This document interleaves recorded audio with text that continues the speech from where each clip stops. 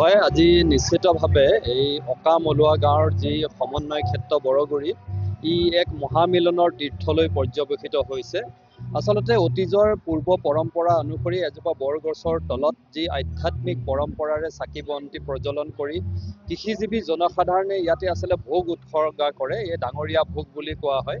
আচলতে আমি খুব ভাল লাগে যে এই যি আধ্যাত্মিক চিন্তাৰে ডাঙৰীয়া ভোগৰ যি পৰম্পৰা পূৰ্বৰৰ পৰাও দেখিছিলোঁ আৰু এইবাৰো আমি দেখিবলৈ পালোঁ যে বহু লক্ষ লক্ষ জনসাধাৰণৰ ইয়াত আচলতে ভক্তপ্ৰাণ ৰাইজৰ সমাৱেশ ঘটিছে। আৰু ইতিমধ্যে এই বৰগুৰি সমন্বয় ক্ষেত্ৰত আচলতে কেৱল যে অসমৰ বিভিন্ন জিলাৰ পৰা আহিছে এনেকুৱা নহয়। আমি দেখিবলৈ পাইছোঁ যে উত্তৰ পূৰ্বাঞ্চলৰ কেইবাখনো ৰাজ্যৰ পৰাও আচলতে ভক্তপ্ৰাণ ৰাইজ ইয়ালৈ আচলতে ইমান দূৰ বাট কৰি বাই ইয়ালৈ আহিছে। নিজৰ মনোকামনা পূৰণৰ অৰ্থে আচলতে ইয়াত একগোছিকৈ বন্তি প্ৰজ্বলন কৰাৰ লগতে কোনোবাই যদি কোমোৰা উৎসৰ্গা কৰিছে, কোনোবাই একোটাকৈ হাঁহ উৎসৰ্গা কৰিছে। ই এক পুৰণি পৰম্পৰা। এই পৰম্পৰা ৰক্ষা কৰি এইসকল লোকে নিজৰ মনোকামনা পূৰণৰ বাবে ইয়ালৈ পৰম আগ্ৰহেৰে আহিছে। আৰু আমিও আচলতে সামাজিক ব্যক্তিসকলে সকলোৱে এই অকামলুৱা ৰাইজৰ সৈতে একত্ৰিত হৈ ভক্তপ্ৰাণ বৈষ্ণৱসকলক আদৰিবৰ বাবে হাতে কামে লাগি আছোঁ। পৰম্পৰা অনুসৰি এই অকামলুৱা গাঁৱত প্ৰতি বছৰে কাতি মাহৰ আমি এটা দেওবাৰত এই ডাঙৰীয়া ভোগ-ভাগ দিয়া হয়।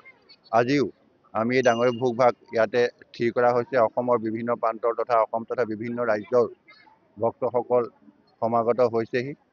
যোৱাকালি ৰাতি 12:10 পৰা ভক্তসকল লানি নিচিগাঁৱত আমি পৰম্পৰা অনুসৰি প্ৰায় 200 বছৰ ওচৰা-ওচৰি এই বটবৃক্ষৰ তলতেই কণ কণ সৰু সৰু ল'ৰা ছোৱালীবিলাকে গৰু চৰাই, ৰাবাব টেঙা, পনিয়ল, লেটেকু ফল-মূল খাই ইয়াতে গৰু চৰাইছিলে। গৰু চৰাই থাকোঁতে এদিন এজন গৰখীয়াক সপোন দেখুৱালে। সেই সপোন দেখুৱাৰ ফলশ্ৰুতি মতে গাঁৱৰ জ্যেষ্ঠসকলক মাতি আনি ডাঙৰীয়া ভোগ হিচাপে আগবঢ়ালে।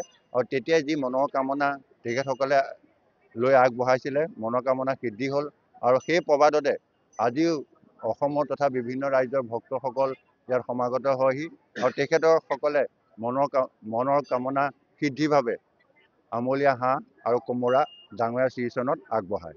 যিকোনো খবৰৰ বাবে যোগাযোগ কৰক 7099017330 লগতে 7099017110 নম্বৰত।